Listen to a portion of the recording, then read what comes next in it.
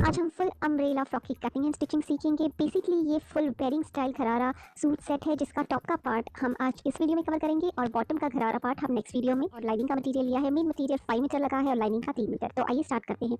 यहाँ पे टॉप के पार्ट के लिए, योक के पार्ट के लिए हमने यहाँ पे सबसे पहले हमने यहाँ पे बैक पार्ट के लिए मेन मटेरियल अस्तर को ले लिया है। अपर पार्ट की टोटल लेंथ हमारी 15 इंच रहेगी, लेकिन बैक पार्ट के लिए हमने पहले 17 इंच लिया है और 1.5 इंच हमने ऊपर उठा के लिया है। ये हैवी साइज़ के लिए है, इसलिए हमने 1.5 इंच ऊपर उठा के लिया है ताकि हमारा जो भी चेस्ट लाइन में है कुर्ती ऊपर की परफेक्ट बैठे। शोल्डर 7 इंच लिया है और आर्म होल भी 7 इंच ही लिया है।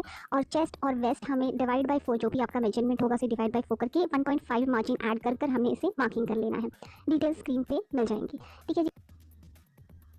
आर्म होल को हम शेपर पट्टी या डायरेक्ट अपने हाथों से भी शेप दे सकते हैं। नेक की विड्थ 3.25 लिया है, शोल्डर हाफ इंच ड्रॉप करेंगे हम यहाँ पे। और नेक का लेंथ यहाँ पे मैंने करीबन 3 इंच रखा है, आप आपके अकॉर्डिंग रख सकते हैं, ठीक है जी। तो ये बॉक्स बना के आप जो भी नेक का आपका डिज़ाइन आप दे दो। मैंने सिंपली इसे राउंड नेक का शेप दे दिया है शेपर पट्टी से, ठीक है। ये हमारा इस तरह से मार्किंग हो जाएगा बैक पार्ट के लिए। और फ्रंट पार्ट का मार्किंग थोड़ा इससे अलग होगा, तो इस तरह से हम कटिंग करेंगे। कई लोग पूछते हैं कि ये जो 1.5 और 1 इंच हमने ऊपर उठा के इसलिए रखा है ताकि कई लोग का जो ऊपर का पार्ट है हैवी होने की वजह से कुर्ती या टॉप पीछे की तरफ जाता है, तो इस तरह से मेजरमेंट करने से कभी पीछे की ओर नहीं भागेगा, वो चेस्ट लाइन पे कम्प्लीटली सेट हो जाएगा। हैवी साइज़ है तो आप 1.5 रखिए, अदरवाइज 1 इंच भी रख सकते हैं आप। तो अब ये हमारा जो मेन पार्ट है बैक का ही है, ये इसे एज इट इज़ हम इसके ऊपर रखकर इसकी कटिंग कर देंगे, ठीक है। ये बैक हमारा रेडी हो चुका है। आप इसमें चाहो तो बैक साइड में भी टक्स लगा सकते हो। अगर टक्स लगाना हो तो हमें वेस्ट साइज़ पे और चेस्ट साइज़ पे थोड़ा एक्स्ट्रा बढ़ाकर लेना पड़ता है, जितना भी आप टक्स में डालो। मैंने नहीं डाला है इसलिए मैंने यहाँ पे आपको इसकी डिटेल दे दी है।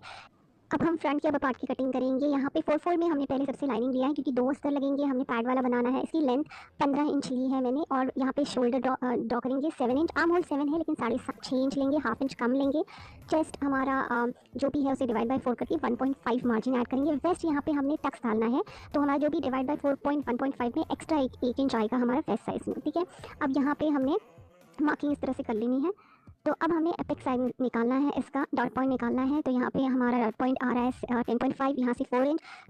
अब 1 इंच का हम टक्स लगा देंगे। ये 4 फोल्ड में कपड़ा है तो दोनों तरफ से 1-1 इंच का टक्स आ जाएगा। अब यहाँ पे हमने 1 इंच पीछे की ओर जाना है और ये फ्रंट साइड है इसलिए इसका आर्म होल का कटिंग 1 इंच पीछे जाकर हम इस तरह से मार्किंग करके आर्म होल के शेप दे देंगे।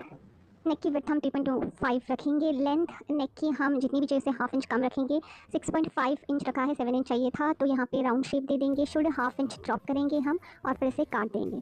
तो ये 2 फ्रंट के अस्तर है क्योंकि एक पे हम पैड अटैच करेंगे, तो इस तरह के 2 पन्ने निकलेंगे।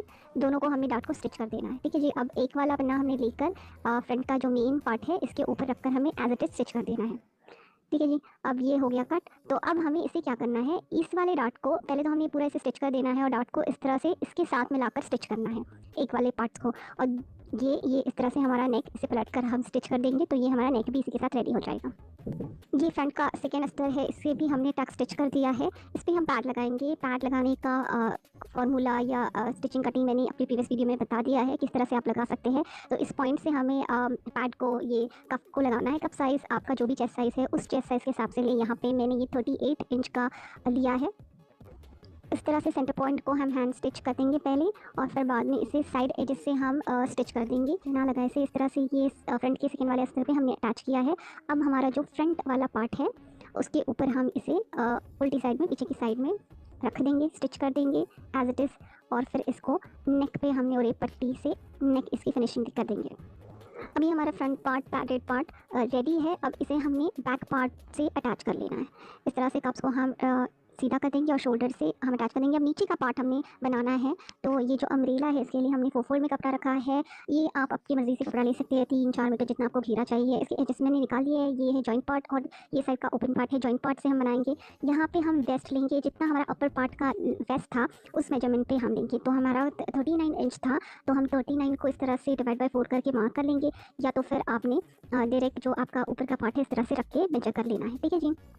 तो ये भी परफेक्ट आ जाएगा। इस तरह से लेंथ लेना है। लेंथ मैंने लिया है करीबन 23 इंच और ऊपर का 15 इंच, तो उतना हमारा टोटल लेंथ आया है। तो इस तरह से मार्किंग करना है। अम्ब्रेला फ्रॉक की कटिंग की मैंने कई सारी मेरी प्रीवियस वीडियो में एक्सप्लेन किया, इस तरह से आप कटिंग कर दें।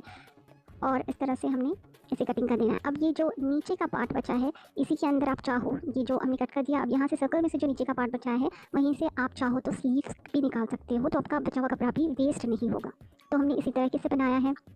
तो ये इसके इस तरह से 2 पार्ट्स निकले। अब हमने इसमें लाइनिंग लगानी है। लाइनिंग के लिए भी हमने अगेन 2 मीटर का कपड़ा लिया है। फिर हमने से 2 से ढाई मीटर का कपड़ा है, ये हमने इसे भी इस तरह से 4 फोल्ड में रखकर इस तरह से एज इट इज काट लेना है। तो अगर आपका अस्तर का कपड़ा ज़्यादा घेरदार भी नहीं है अंदर का तो भी चलेगा, आप कम भी घेरा रख सकते हो उसको, क्योंकि ज़रूरी नहीं है कि अंदर का कपड़ा भी एज इट इज़ जितना ऊपर का मेन फैब्रिक है उतना ही घेरो, आप उसे कम भी 2 मीटर में भी रख सकते हो।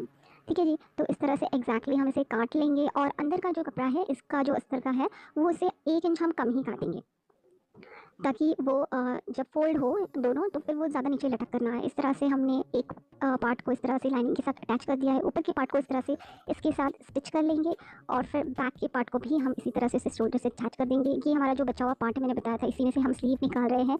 स्लीव की लेंथ अगर आपको इतनी चाहिए तो आप इतनी डायरेक्ट निकाल सकते हो, लेकिन हमें बड़ी लेंथ चाहिए थी तो हमने पहले हमें इसे स्क्वायर में काट लिया है इस तरह से। अब क्या है कि ये ना 4 टुकड़ों में आएगा, तो आपको बीच में से एक यहाँ से जॉइंट या सिलाई आ जाएगी, तो वो यहाँ से आप सिलाई लगा सकते हैं, क्योंकि ये काफ़ी एम्ब्रॉयडरी भरा हुआ वर्क था तो वो जॉइंट बीच में की लाइन नहीं दिखेगी।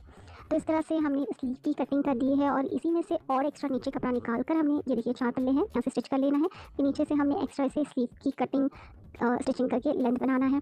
स्लीव स्टिच कर दिया है हमने, तो इस तरह से हमारे 2 पार्ट्स रेडी है। अब ये वाला पार्ट हमने इसके साथ यूँ अटैच कर देना है और फिर दूसरा वाला पार्ट ऊपर की साइड में से अंदर की साइड से अटैच करना है। मैं ऊपर से दिखा रही हूँ लेकिन स्टिचिंग अंदर की साइड से होगी। तो ये हमारा रेडी है। नीचे बॉटम में आप जो चाहे लगा सकते हो लेसेस आपके पसंद के अकॉर्डिंग। और इस तरह से हमारा ऊपर का फ्रॉक ये रेडी है। इसके नीचे घरारा प्लाजो भी हमने बनाया है, उसका वीडियो मैं कल अपलोड कर दूँगी। तो ये पूरा sharara wearing suit gharara wearing suit ready हो जाएगा। तो ये आपको पसंद आया तो ज़रूर मुझे कमेंट करके बताएं। अगर आपको कोई क्वेरीज़ है